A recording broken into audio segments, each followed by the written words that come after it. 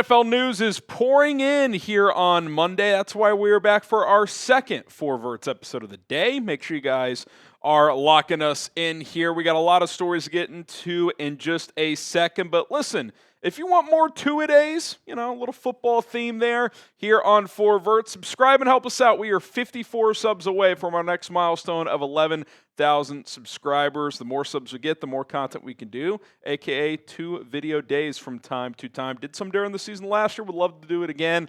Lock us in here on For Verts. Okay, the Trey Hendrickson saga is over. Did a little YouTube short on the channel on this as well.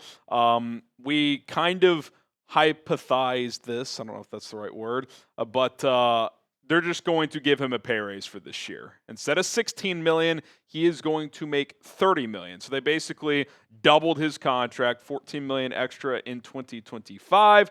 Jordan Schultz also added this. This is where my prediction was wrong. His understanding is that Hendrickson did not get a no-tag clause on his one-year deal. He did say the numbers likely make it difficult for Cincinnati to franchise tag him regardless, so he's expected to be a free agent next year.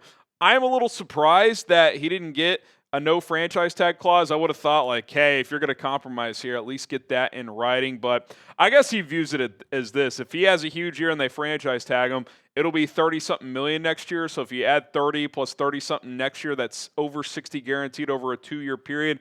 It sounds like he wanted 2 years guaranteed, so I guess if that's how it played out, that's fine. But I am still a little surprised because he's held firm for months saying, I need some long-term security. I would need some long-term security. Diana Rossini said he got offered 3 years and $95 million, but there was no guaranteed after that first year. He just took this year instead.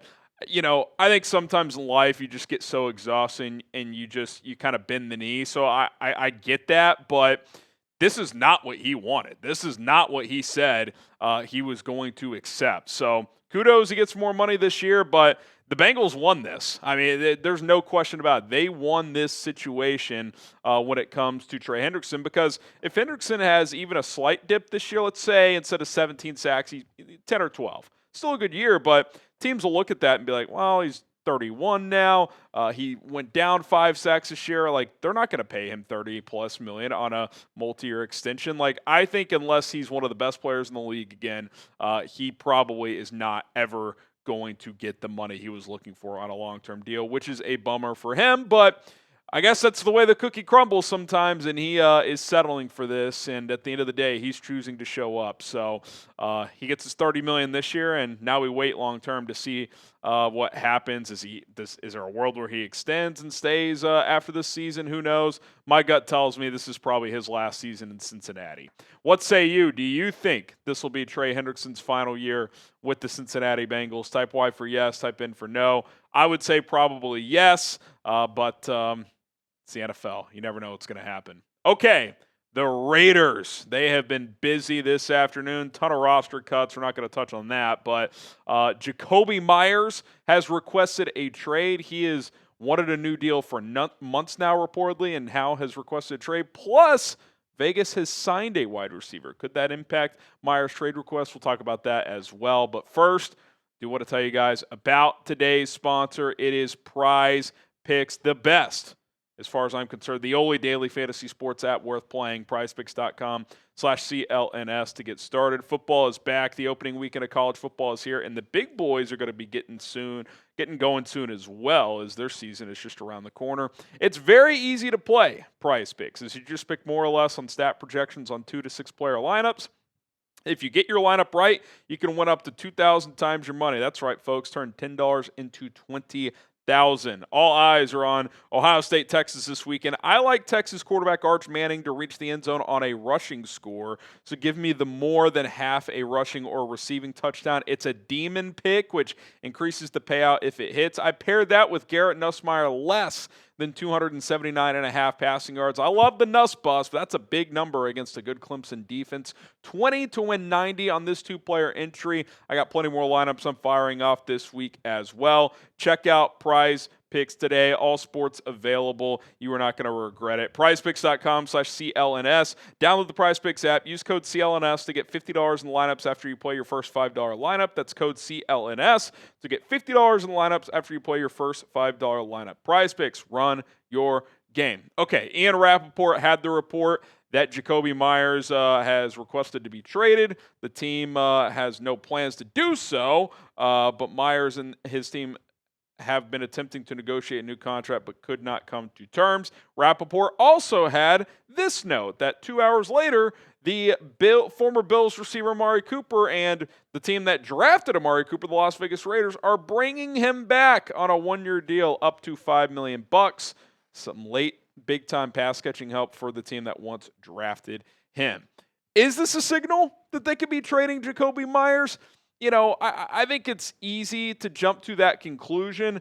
I would not necessarily say that that is the case, especially when you consider how Amari Cooper played last year in comparison to Jakobi Meyers. It was easily the worst year of Amari Cooper's career. Now, the first part of that was with Cleveland. Deshaun Watson's throwing balls into the crowd on out routes, so, you know, you've got that going on. But when the Bills got Amari Cooper, I remember thinking, this is a huge get for Josh Allen, and he did not do much there. So I was a little surprised by that. Now, is he completely washed? I'm not saying that, but I don't view this as like a true replacement situation. It feels like insurance if it goes real south with Jakobi. Well, at least they've brought in a veteran to kind of pair in with this young core that they have at wide receiver. But ideally, you figure out Jakobi, he's your top receiver, really your number two with Brock Bowers, and then Cooper, so on and so forth. The other guys are kind of complementary pieces. Now, what is an extension going to cost for Jakobi Meyers?